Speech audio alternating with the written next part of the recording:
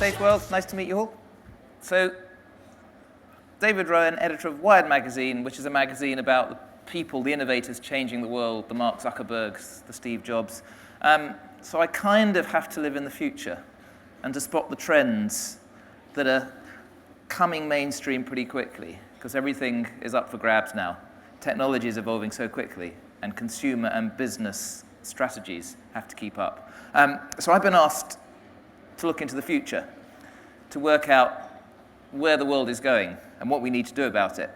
So luckily, I'm a bit of a collector of predictions of the future from the past, and you can learn an awful lot from them. So there's one video I'm going to show you now, which is from 1967, about how the world will look way ahead in 1999. Fingertip shopping will be one of the many homemakers' conveniences. This video console will be channeled into the store of her choice. There, a camera will scan a display of wares, which she will select by push button.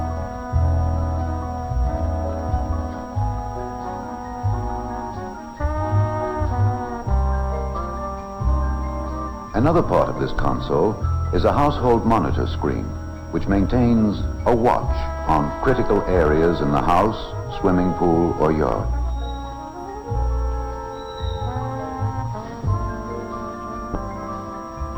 What the wife selects on her console will be paid for by the husband at his counterpart console.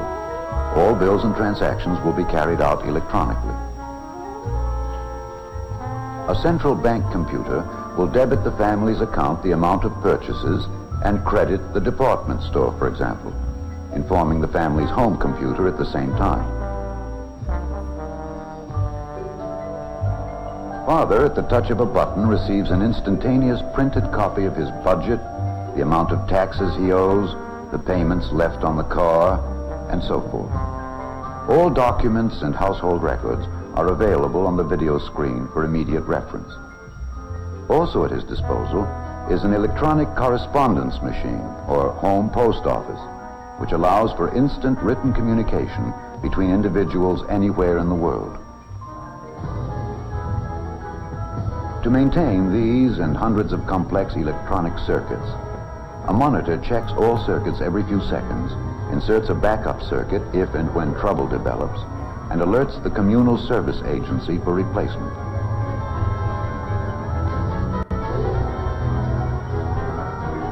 If you ever heard of this thing called the cloud, that is what the cloud looks like. So what I love about this film, 44 years old, but it got it completely right. It's this, it's the smartphone. This is the device that is your electronic correspondence machine. This is the device used to make your purchases, to look at the videos of your kids. So I just like to say, forget technology. It's not about the device that comes along, it's about our human needs. And we will use whatever makes it easier to access those needs, to express ourselves socially, to connect with our friends, to simplify our lives, to go about our daily tasks in an easier, simpler way. There's no magic. So I live by the maxim that the science fiction writer William Gibson said. He's the guy who coined the idea of cyberspace, that the future's here now, it's just unevenly distributed. So through Wired, we try and look at the outliers, the people who are doing the things that are going to catch on because they respond to our emotional needs. And they are going to go mainstream quicker than people predict. And it's a time of disruption. It's a time where all the rules have been torn up. Nobody knows. So 3 years ago, I launched a magazine, a print magazine. So I had this skill set, which was about, cropping pictures and commissioning words and working out what cover lines were going to be. And that's not what I do now. It's changed. So we have an iPad edition. That means I have to learn about how to make film, how to do audio, how to do interactive experiences. We do a podcast, so we're now radio broadcasters. Tomorrow we're doing our first 2-day, quite ambitious conference in London. So we're not a magazine, we're a brand around a community, and people want to experience our brand in different ways. Some of our sister magazines at Condé Nast are doing other quite interesting things. If you go to Moscow, you can have lunch with the models in the Vogue Cafe and the oligarchs. And in the evening, you can go to the GQ bar. So, if you think this is a publishing business, it's not. And this is going to happen to every business. Your guaranteed revenue streams are changing. You just have to keep innovating and experimenting and responding. Although sometimes you are going to fail. So in the publishing world, a couple of years ago, Cosmopolitan decided to be a yogurt brand.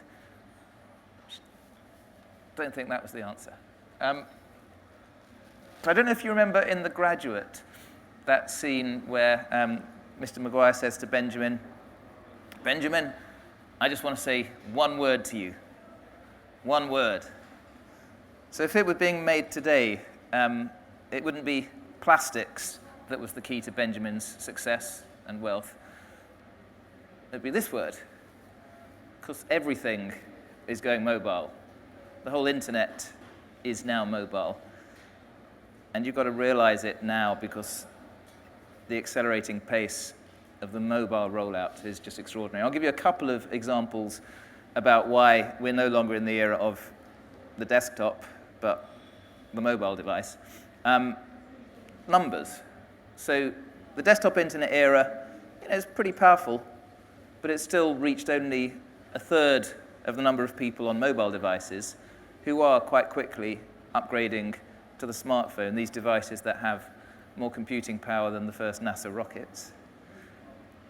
And just look at the number of devices out there already. So if you think about, the mainframe computer era in the 60s, there were maybe 1 million of these big machines that took up a whole room. And by the PC era in the 90s, maybe, 100 million. That's pretty significant. Made Bill Gates some money. So the desktop internet, you get to 1 billion, but already 10 billion plus mobile devices. And that's not just smartphones and tablets.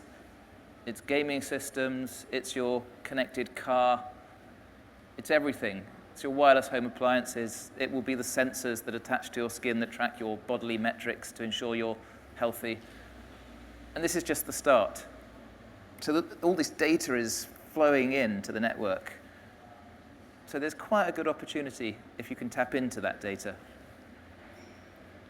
So we reached a critical point earlier this year where officially we entered the mobile internet age. And you can say that because the number of smartphones and tablet devices overtook the number of PCs for the first time in the first quarter of this year. And that was way, way before the analysts said it was going to happen. So something profound is happening in consumer behavior. So if you don't want to, it's only 11 o'clock, you don't want to take in all those data points. This is the trend, and this is where it leads. And I think it's no accident that this is no longer the richest man in the world. He's been overtaken by this man, who's Carlos Slim, who made his fortune initially through telecoms. So we're talking about data. We're putting out extraordinary amounts, which creates opportunities if you can turn that data into actionable information. So Eric Schmidt, the outgoing CEO at Google, said a couple of months ago that in the whole of human civilization, collectively, as a species, we generated about 5 exabytes of data, 5 billion gigabytes of data, up to 2003. But now, we're producing that much every 2 days, and the pace is accelerating. So, this is every API connecting to an app, every YouTube video you're watching, every voicemail, every text message. His company's mission is to control and order and create access to all that data. And it's affecting, my life, just how my behavior has changed because of this. So I bought on Amazon 1 terabyte of storage, £50. I thought, I'm never going to fill 1 terabyte of storage. You can do a lot with 1 terabyte. My music taste is a bit more diverse than that, but you get the point. I filled it within about 3 or 4 weeks, because you stop deleting things. You watch a movie, you store it for possible future use. You back up relentless collections of voicemails and everything, because the storage costs are now moving to zero. So what happens in a world where everything can be stored at no cost? We're just going to go into default mode of generating and collecting data. And it's mostly just sitting there. So you've got to find ways to use it. It's data about where you are at that moment, what your social graph is doing, what your personal preferences are. We're telling the world. So I'll talk a bit about how this provides huge opportunities. But, here in the UK, we're just on 3G. This is Yota, a Russian company that's rolling out 4G around the world. This is their little egg that provides 4G. So again, think of how behavior changes, where you expect, sitting on the bus, the 4G high-definition video, the not instant messaging, not texting, but the real high-quality video conversations with anybody you want to connect with. The amount of data we're giving out that actually can help us understand our own personal futures. So there's a company in California called 23andMe that if you spit into this little tube they'll send you, it's a couple of £100, 5 weeks later you get your personal web page with detailed breakdown of your genes, your DNA. 23 because 23 pairs of chromosomes in the human. So I did this. I'm curious. I wouldn't be telling you if I discovered something that my insurance company would like to know about, but it's fascinating. You get, pages of your risk factor for 50-odd illnesses. It tells you what your options are for, are you likely to go bald? What color are your eyes? It tells you your reaction to various medications. Do you have a flush reaction to alcohol? And then it tells you where your family originated geographically. So I'm proud to say I can trace some of my family's origin back to Warren Buffett and his family, although we didn't have his good fortune, unfortunately. The other thing that happens, though, is it tells you who in their database is your cousin. So it gives you lists. I've got 900 cousins on their database, and it breaks it down into second cousins, third cousins, and fourth cousins. And you start getting your emails in your 23andMe inbox, such as this one I got from Alison. Hello, my name's Alison. I'm contacting you because we share 0.62% of our DNA on 6 segments, and we could be distant cousins. Do you want to chat? So this is serious. This is people who I don't know who are contacting me for a chat because genetically we're related. And I kind of figured, sorry, Alison, I've still got all these LinkedIn requests, these Facebook friend requests, these unanswered spam emails. I'm not going to do the 23andMe social network. But you see where this is going.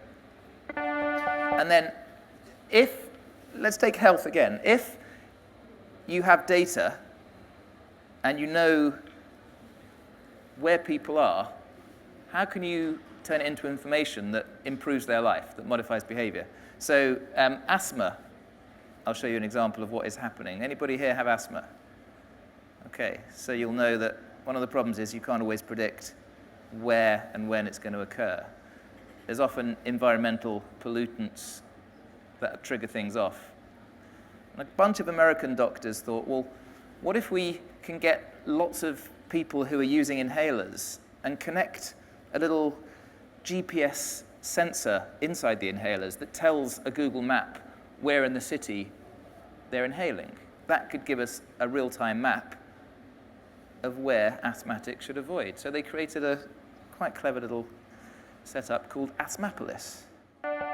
Each day, millions of Americans carry and use inhalers to relieve asthma symptoms. How often a person uses their inhaler indicates how well their disease is managed. The Spiroscout is a small device that attaches easily to most inhalers. It uses GPS to automatically determine the exact time and location when the inhaler is used, because revealing where people use their inhalers provides valuable clues about environmental exposures that cause attacks. Our tools help patients, physicians, and public health agencies systematically track asthma in real time so that they can put the latest information to work to better understand and control the disease.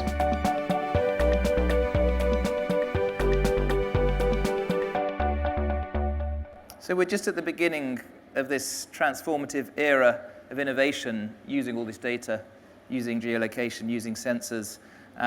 there's a group at MIT at the Sensible Cities Lab who have created a bicycle wheel. They launched at the Copenhagen Climate Conference. They call it the Copenhagen wheel. That's got all sorts of sensors in.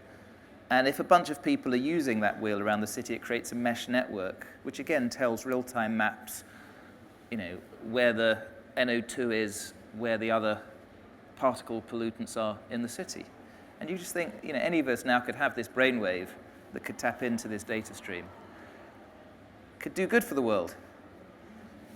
So after data, the third of the major trends that offers huge opportunities is knowing where you are through your device in the physical world in real time. It's connecting the digital world with the physical world in quite empowering ways.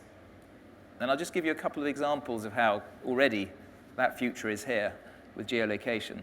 So you may use augmented reality apps. This is a browser that a Dutch company called Layar has developed, which uses the camera in your smartphone. And when you look through it, projects onto the screen data, but visualized. So this is one called Plane Finder, which taps into a public database of where commercial aircraft are in the sky at any point. And that database tells you where they've been, how far away they are from you, where they're going, and so on. So you point this up, and that plane up there, that's come from Gibraltar. That's at 32,000 feet, and it's due to land at Heathrow in 28 minutes. I think it's really quite a fascinating way to visualize what's happening around you. The Daily Mail thought it was the terrorist's best friend.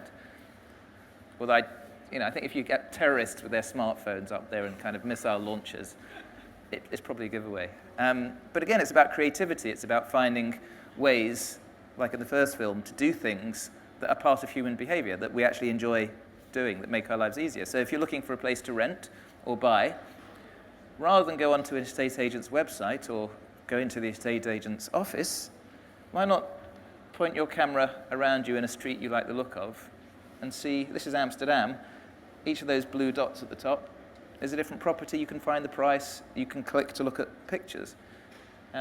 My favorite one, I was in Berlin a couple of weeks ago, and if you go to where the Berlin Wall used to be, there's an app that shows you what it would have looked like through your camera phone. So again, it embeds you in history. It enhances that experience. So you're probably checking in here on geolocation apps like Foursquare. Your device says you are here. Somebody wants to give you a commercial offer to give you a benefit. They partnered with American Express. You get a good deal. There's all these shopping apps that know where you are. 1.7 miles away, there's this particular offer. Increasingly, they're going to tap into what you are actually interested in and what your friends are doing. It's just my favorite example of a geolocation app. But this is about entirely different kinds of retail satisfaction and pleasure. This is an app called Bardoo, which is run by a Russian guy who lives in London. And it's geolocation according to how far you are away from people whose pictures you like the look of. So you upload your picture, a couple of lines about yourself, and you can say, I want to meet someone within 50 meters, 500 meters. It's a hookup app, and it's free to use, and they've got 120 million members. It's not so big in the UK, but it's huge in Spain, Portugal, Brazil, France. And it's being valued in the billions because with 120 million members, lots of people are joining every day. And when you first join, you get at the top of the search results. But after a while, the next members do. So they allow you to pay £1 or $1 or €1 temporarily to get up to the top of the search results. And people are paying. They're making hundreds of millions a year. And the founder, this Russian guy, Andrei, was telling me, so a dating service, when they succeed, a customer goes away. With our service, if they succeed, they come back for more. So here's a word I'd like you to take away, solo-mo, which is quite an important concept. It was coined by this man. He's a venture capitalist called John Dare from a company called Kleiner Perkins, who invested early on into little risky startups like Amazon and Google. And Solo Mo is social and local and mobile. And he says that he's now only investing in businesses which offer all three of these opportunities. They tap into your social network, they know your location, they know where you are, and they work through the mobile devices, because that is the untapped opportunity. That is the way to tap into people's spending, and it's already happening. So I'll give you some examples of how. So Facebook knows 800 million of your friends, not yet friends, but deep friends, and it's using that connection, that social graph, to offer that knowledge to third parties. They're designing their businesses around the social graph. This is an example. This is a recruitment service called Branch Out that taps into your Facebook friends and asks you to recommend other people, which is incredibly powerful, much more powerful than just cold advertising. Because online your reputation counts for something, and if somebody recommends you. And just in a month, they grew from 10,000 users to 250,000 users. It's just exponentially growing. It's a threat to the existing recruitment world. So online retail that taps into the like button, into the social graph that Facebook has. So Giant Nerd is an outdoor equipment site. You can buy ski gear and rafts and so on. But it taps into what your friends are buying and what they're interested in if you're logged into Facebook. Huge traffic increases, but more than that, people are spending much more money. Visitors are ending up as customers because there's this social connection. You know other people in real life who are using it. And then, of course, there's social gaming, which is a weird thing. This is a German company called Wooga. Free games, 36 million actively playing them on Facebook, but they're making pots of money because people are using their cash, their wallets, to buy weird things like virtual fuel to get them ahead in the games. So all kinds of transactions are going social. And these guys, I've just done a piece about them for next month's issue. So Mark Zuckerberg's big push is what he calls social design. He says every business in every sector is going to have to rethink how it does business around the social graph. So already we're finding that gaming companies are there and media companies are starting to be there. But there isn't an industry sector, he says, that isn't going to be affected. If you're selling stationery, if you're a transport company, some examples of what's happening already. So there are services like Swipely, where they encourage you to give them access to all your credit cards, your PayPal account, your eBay account. And when you buy something, it will share it with the network, either to your private group or publicly. You may think, why do I want to do that? But quite a lot of people are, because we are what we do online now. And then there are these co-creation sites. This is one where collectively you come up with the best possible outfit or the best possible dinner party table setting, and the crowd votes it up, and there's quite a lot of encouragement to buy it. You're part of something that leads you to transact. It solves some of life's greatest problems. So this is a service called Go Try It On. That moment when you're shopping, you're in the changing room, and you don't know whether to get the red top or the blue top, but your other half isn't there, so you can't ask. You take a picture, you upload it straight away to Go Try It On, and the crowd tells you. They vote on it in real time. But travel, I think, is going to be the next one. So if you think about, when you want to plan your holiday, it's no longer enough to go to the website or to look at the brochure. You want to know actually what's cool and what real experiences have people who even at one remove, had. Should I take the chance at staying in this guest house or this hotel? I want to know somebody I can trust, not TripAdvisor, somebody I can trust. So you're starting to get services like this one. I've been wanting to plan a trip to Beach Town since my friend Katie went and won't shut up about how great it is. But here's what happens when I research Beach Town on the travel sites. Hundreds of hotel links and reviews, and I still know basically nothing about Beach Town because I don't know who to listen to. So here's what I do instead. I go to Trippy and I start a new trip. I say where I'm going and what I'm looking for, and Trippy ties into my Facebook and other places to find my friends who can help. Oh look, Donnie went to school in Beach Town, and Mikey just checked in there last week. And of course, I know how much Katie loves Beach Town. Hey, all right. Sweetie, what was the name of that beautiful resort we stayed at? Seashells. Seashells. Donnie says I should stay at Seashells, and some of my other friends seem to agree. So I click Add to Trip, and I can book it right from Trippy. Ooh, luxurious. I can't wait to stay there. Oh, and I know how you love shrimp tacos. You have to go to Sandy's. Yes, please. Oh, that is amazing. When I'm on my trip, I can use the Trippy app to capture it all in my album and share it with the people that made my trip great. Hey, all right. This trip is shaping up to be incredible.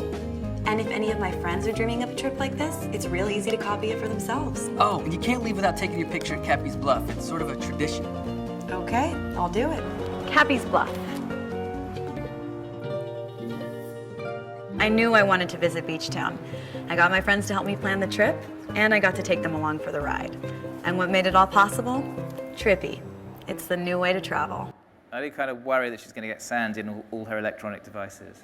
So this is my friend Ryan. He lives in California, and he uses a lot of these sites. He uses one called Blippy, where he connected his credit cards and stuff. And I was looking at what he was doing. He was, I've just bought some dental floss. I've just bought a T-shirt. And then I saw, I've just bought a Glock 23 gun. And there was a little conversation under this. Hey, that's really cool. Hey. And he was engaging in the conversation. I called him and I said, Ryan, can I just ask why you're doing this?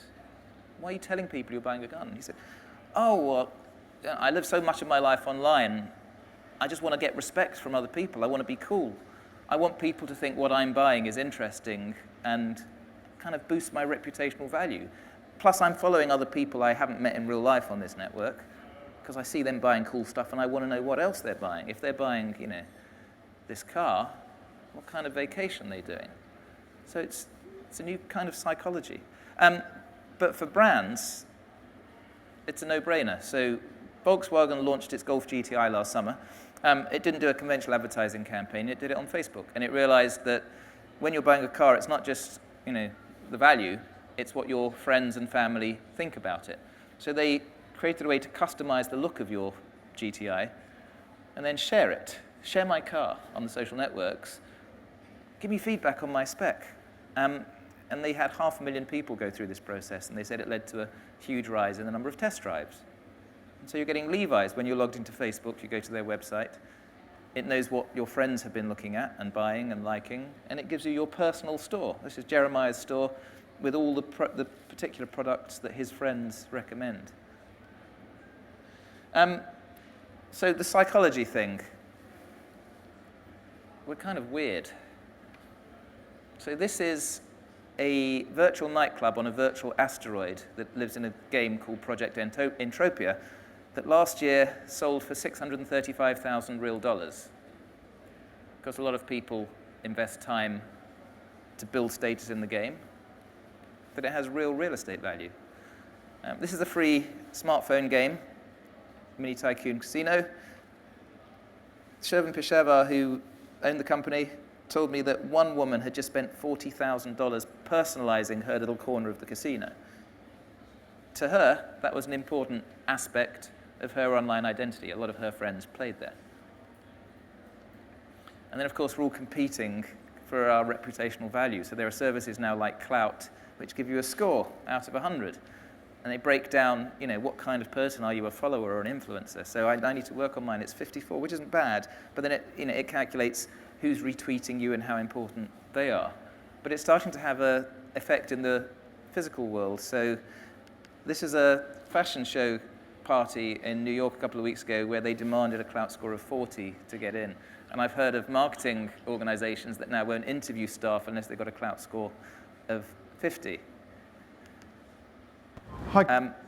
So the weird thing about what we're doing online and how it wouldn't really relate to real-world behavior. You just got to sometimes stop and think what our changing expectations are. So many of you are on Facebook, but just think about what you do on Facebook, and if it were real life, would you Guys, do it? can I be your friend? Can I write on your wall? No. Will you be my friend? But I write on all my friends' walls. I think I'd have to know you before I was your friend. All my friends have got like 180 friends. I've only got 2. Yeah? Would it help if maybe like you looked at my photos? That one's with 2 like really pretty girls. Like, you know, that's my ex. You know, I was in a relationship with her, but you know, I've changed my status now. Okay. Yeah.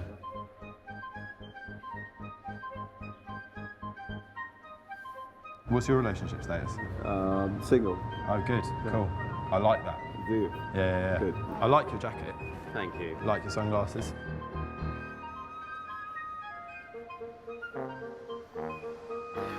Do you like that? Yeah. Do you want to comment on it?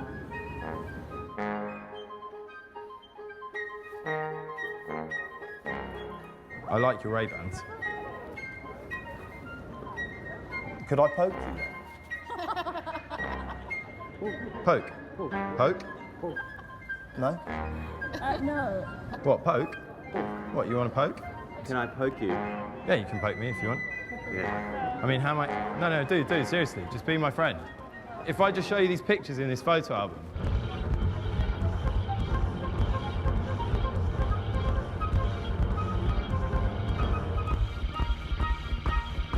What's your name on Twitter?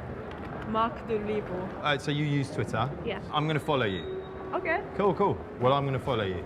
So you Right, can guess okay. that he Cool. starts Right, following thanks a them. lot, nice one. That's actually a promo for an English national opera that is aiming at making you think about what we are giving away in the social world.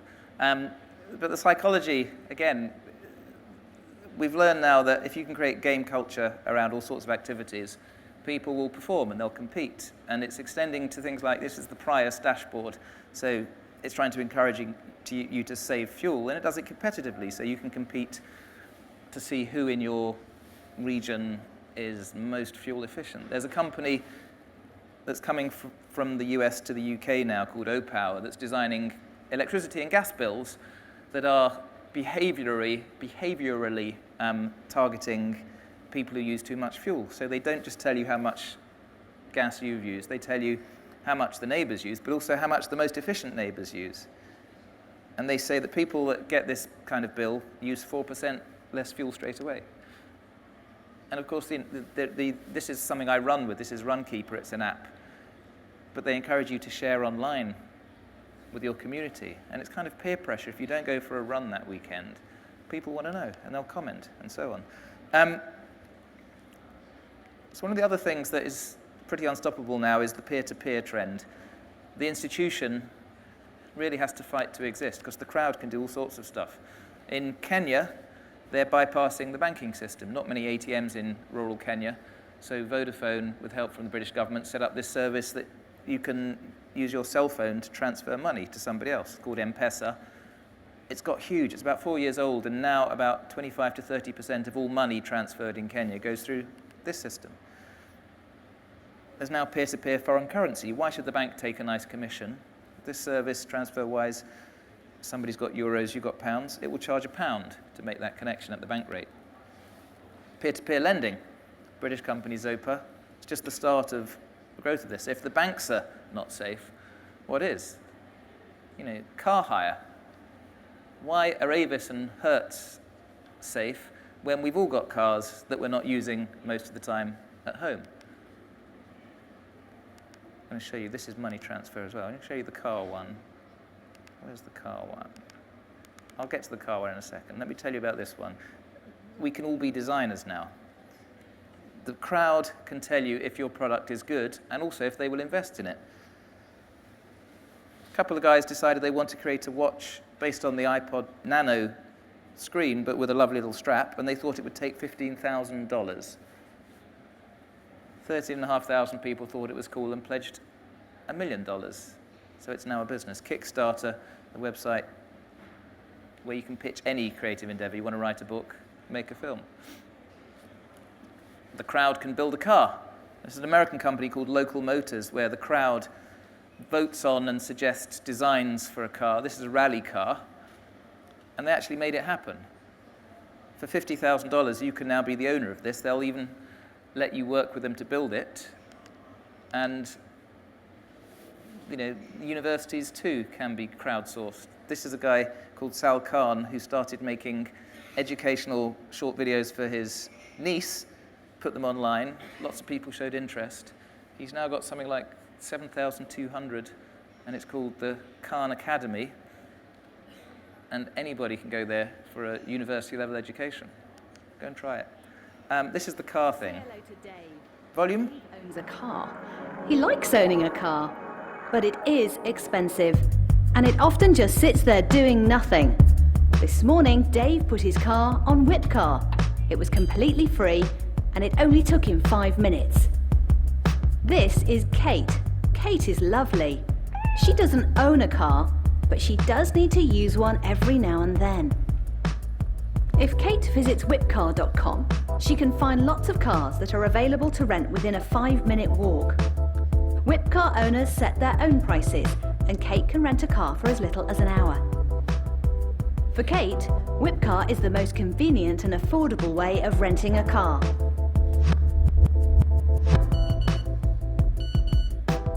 Once a booking is agreed, Whipcar's partners automatically insure Dave's car for this rental, so he doesn't need to worry about his no-claims bonus. To pick up the car, Kate simply brings her booking number and her driving licence to the agreed location. So, Kate uses Whipcar to rent a car that is close, convenient and affordable, and Dave uses Whipcar to make money whenever he's not using. So basically, any of us have to think, what is our business adding in terms of value to the internet? Because the internet can pretty much do most things. So this is a lovely service. This is called Waze, an Israeli company. If you join it, it tracks your cell phone movement. So when you're in traffic, you contribute to a real-time map showing where the police radar traps are, where the traffic is, and of course you get the benefits of that. So one of the big trends, we talked about digital, is what's happening in the physical manufacturing world. So what happened to zeros and ones is now happening to physical products. And I'm talking about additive manufacturing or 3D printing. The fact that you can now design on screen things that can be made tiny layer by layer in all sorts of materials. Some examples, British company called Within Technologies that designs engine parts, high-grade steel. Design it for maximum strength, but as light as possible. It's hollow in most places. Same company designs these titanium medical implants. These are spinal implants. Again, lots of holes in them to make them light and also so your bone can fuse with them. You can't make things like this easily in standard manufacture, but printing layer by layer, you can. We had in our office last week a copied Stradivarius. They 3D scanned a Strad. This German company called EOS printed it layer by layer, like a tenth or less of a millimeter. We had somebody playing it, and it sounded pretty good. So you can print chains. I'm going to show you a couple of things already being made. You can get a close-up. This is a piece of chainmail printed in one go. It wasn't printed in little bits and then interlinked. It was all printed in one go. And then this is plastic. It's a ball within a ball within a ball within a ball that, again, was printed in one of these 3D printing machines all at once. So we can all be manufacturers. A nylon bicycle. It's a UAV that was designed in a week and made by some students in Southampton. This is an artwork. Artist Eyal Gavir decided, I like explosions and tsunamis. I want to design them on screen and get them printed out layer by layer. This is printed. Clothes that fit you perfectly because they respond to your 3D scan. And it changes all sorts of rules. So copyright, what happens? Can you copy physical product design like you can copy music? Well, yes. So this film, Super 8, had a cube in it. And somebody went on to Shapeways, a community of enthusiasts of 3D printing, and made his version of this. And he got a cease and desist letter from Paramount, the film studio, but of course that's not going to work, is it? They're also starting to make body parts using your cells, but that's a whole other talk. So what does it mean for privacy, all this data, knowing where we are? Ordering a pizza in the future is going to be a lot like this. Pizza Palace, guaranteed hot in 30 minutes or it's free. This is Mary. May I take your order? Hi, Mary. Yes, I'd like to order. Is this Mr. Kelly? Yes? Thank you for calling again, sir. I show your national identification number is 610-204-999-8-45-54610. Is that correct? Yes. Thank you, Mr. Kelly. I see you live at 736 Montrose Court, but you're calling from your cell phone. Are you at home? I'm just leaving work, but I'm... Oh, we can deliver to Bob's Auto Supply. That's at 175 Lincoln Avenue, yes? No, I'm on my way home. How do you know all this stuff? We just got wired into the system, sir. Oh, well, I'd like to order a couple of your double meat special pizzas. Sure thing. There'll be a new $20 charge for those, sir. What do you mean? Sir, the system shows me that your medical records indicate that you have high blood pressure and extremely high cholesterol. Luckily, we have a new agreement with your national health care provider that allows us to sell you double meat pies as long as you agree to waive all future claims of liability. What? Do you agree, sir? You can sign the form when we deliver, but there is a charge for processing. The total is $67 even. $67? Well, that includes the delivery surcharge of $15 to cover the added risk to our driver of traveling through an orange zone. I live in an orange zone? Now you do. Looks like there was another robbery on Montrose yesterday. You could save $48 if you ordered our special Sprout Submarine combo and picked it up yourself. Comes with tofu sticks. Those are very tasty, sir. Good value, too. But I want double meat. Well, I'm sure you can afford the $67 then. You just bought those tickets to Hawaii. They weren't cheap, eh? Oh, but I see you checked out the budget beach bum at the library last week. Up to you, sir. All right. I'll get the Sprout subs. Good choice, sir. Gotta watch that waist if you're hitting the beach, eh? 42 inches. Wow. I should say that's not an advert for a pizza company. That's the American Council for Civil Liberties warning you. But I think you kind of get the picture. Privacy, as we understand it, is over. We did a cover story in Wired a few months ago where we picked a bunch of our subscribers at random and went into the public internet and custom printed covers based on stuff we'd found out about them. You know, arguments that they'd had with their boyfriends on the social networks, videos their kids had posted on YouTube. And many of them were shocked about what they put out there. So the last of my big 10 trends is the way we interface with technology is going to change. It's going to become much more natural. Technology will disappear. For instance, a Swedish company called Tobii that develops eye tracking software and cameras. They used to use it to optimize an advert. They've now embedded it inside laptops so that you can navigate the laptop without using your hand. No mouse, no keyboard. I've tried it. It's slightly disconcerting, but you drag files and you open folders by looking at them. You've probably played Kinect, where the 3D depth sensing camera tracks you across the room. There's going to be lots more examples, I think, of machinery that understands you as the person. But I'm an optimist, and all this data and these devices that track your sleep. This is a device, you wear a band around your head. The Zeo knows what stage of sleep you're at and wakes you up at the optimum level. You get your REM and it gives you a graph of your sleep patterns. Companies like Things in Paris are developing these products. This is scales that connect to the internet so you can track your weight. They just launched this a few months ago, which I love. It's a blood pressure monitor that you connect to your phone or your iPad, and it does medical standard diastolic, systolic blood pressure readings, and I've been using this. I should do it on some of the other speakers, actually, as they're on stage. But you can send the data in real time to your physician, so you don't have to go to the hospital to a visit. There's going to be a lot more of this. And, you know, with all these things happening, it's just at the beginning of the disruption. Douglas Adams, the Hitchhiker's Guide to the Galaxy writer, said quite wisely, any technology that was there by the time you're 15, it's part of the order of nature. It's how it's always been. Anything invented between your 15th and 35th birthday, it's quite exciting, and you might get a career benefit from it. But anything invented after you're 35 is against nature and should be prohibited. So I will leave you with the thought that, I'm not going to guess how old any of you are, but talk to a few 15-year-olds, because they're studying probably for jobs that haven't yet been invented. So what are their expectations? And since I've been standing here, this is what's been happening on the social media. It ain't slowing down. So thank you very much.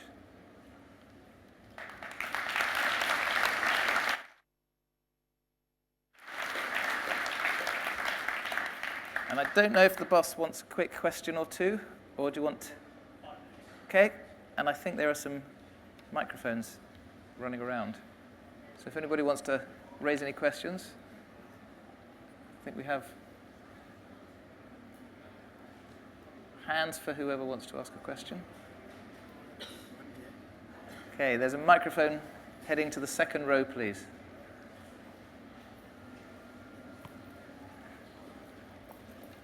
I'm going to check your blood pressure after this. Okay, yeah, thank you. Hello there. Just wanted to know, I have a beauty salon, so it's a very physical world I live in. How would this world benefit my business? Well, people go to a beauty salon to enhance their public reputation, to look good.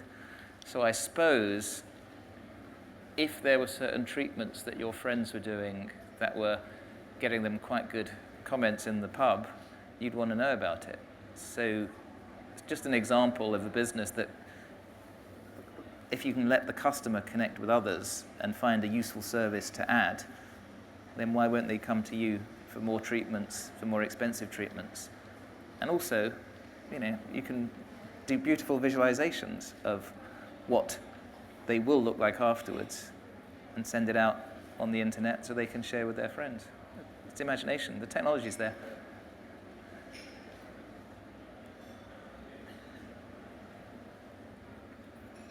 Do I see a hand?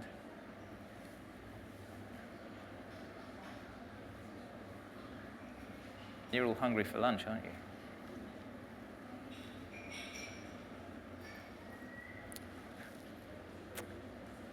Let's wrap up. Thank you very much.